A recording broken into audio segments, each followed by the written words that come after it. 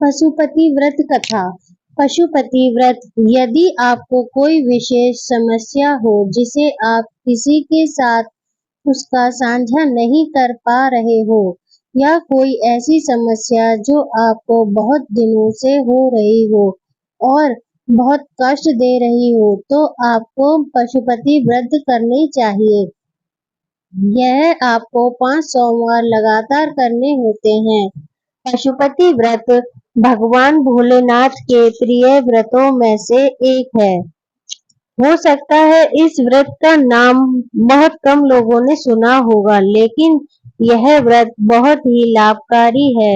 शास्त्रों में बताया गया है कि पशुपति व्रत रखने से व्यक्ति के जीवन की हर परेशानी दूर हो जाती है और उसकी हर इच्छा पूरी होती है।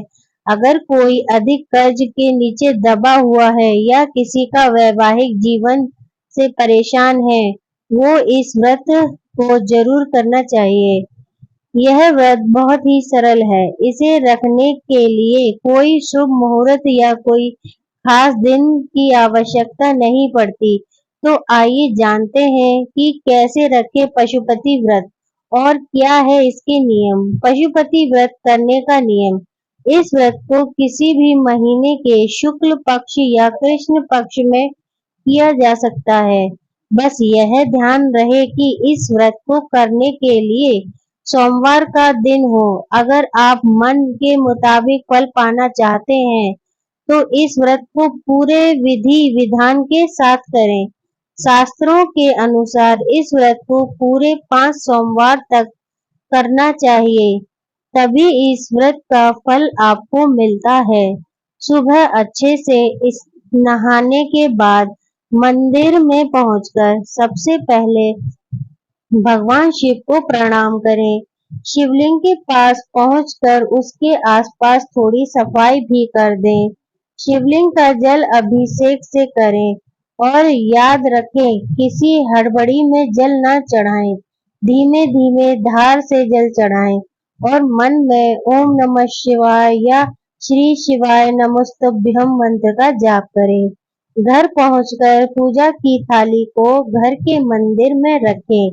इसे आप कोई से भी सोमवार से शुरू कर सकते हैं, पर याद रहे व्रत छूटने नहीं चाहिए। सुबह एवं शाम के समय भगवान शिव का जल अभिषेक करना है तथा पूजा करनी है। पूजा की थाली में कुमकुम, अबीर, गुलाल, अष्टगंधा, लाल चंदन, पीला चंदन, अक्षत, बिना खंडित चावल रखें। सुबह के समय फल का सेवन करना है। शाम के समय घर से 6 घी के दिए लेकर जाएं, उसी थाली में जो आपने सुबह पूजा के समय इस्तेमाल की थी। साथ में कुछ मीठा पकवान बनाकर ले जाएं, चूरमा, हलवा इत्यादि। उस पकवान के 3 हिस्से कर दे, 2 हिस्से मंदिर में ही रख दें और 1 हिस्सा अपने साथ ले आएं। दियों में से 5 दिए मंदिर में ही भगवान पशुपति नाथ के नाम से अपनी कामना करके लगा दें। बचे हुए 1 दिए को वापस अपनी थाली में ले आओ तथा घर की चौखट के सीधे हाथ की तरफ रख दें। जब आप अपना शाम का भोजन करें, उस वक्त उस बचे हुए पकवान के तीसरे हिस्से को भी साथ में ग्रहण करें। याद रहे, पूजा की थाली में रखी गई सारी वस्तु आपको शाम को भी इस्तेमाल करनी है, इसलिए उसे अधिक मात्रा में रखें। पशुपति व्रत में क्या खाना चाहिए। पशुपति व्रत में सुबह के समय आप साबूदाने की खिचड़ी, दूध, केला, मावे की मिठाई, फल आदि फलाहार खा सकते हैं। शाम की पूजा के बाद पूरा भर पेट भोजन करें, जिसमें रोटी, सब्जी, पराठे या जो भी आपके घर में बनता है वो करें।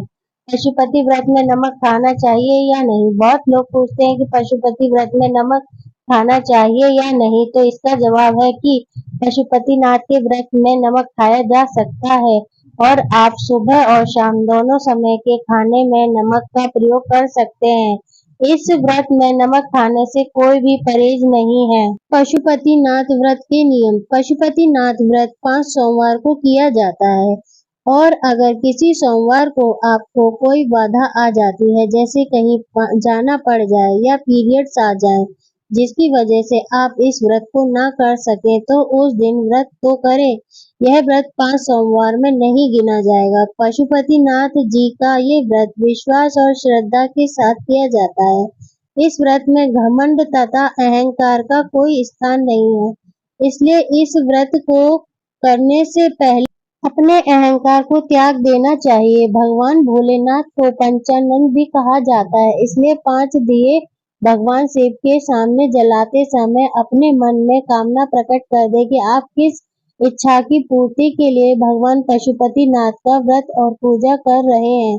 शिव पुराण के अनुसार कहा गया है कि जिस मंदिर में पशुपतिनाथ का व्रत किया जाता है उसी मंदिर में इसके 5 व्रत पूर्ण किए जाते हैं। व्रत के बीच में मंदिर को नहीं बदला जाता है। अगर व्रत के बीच में आपको कहीं जाना पड़ गया है तो आप वापस आकर उसी घर और उसी मंदिर में व्रत को आगे बढ़ाओ। पशुपतिनाथ व्रत 5 सोमवार को किया जाता है। यह एक ही स्थान पर पूरा किया जाता है। जब तक व्रत का उद्यापन संपन्न नहीं किया जाता, एक बार पशुपति व्रत पूरा होने के बाद फिर से व्रत करने के लिए 3 महीने का इंतजार करें।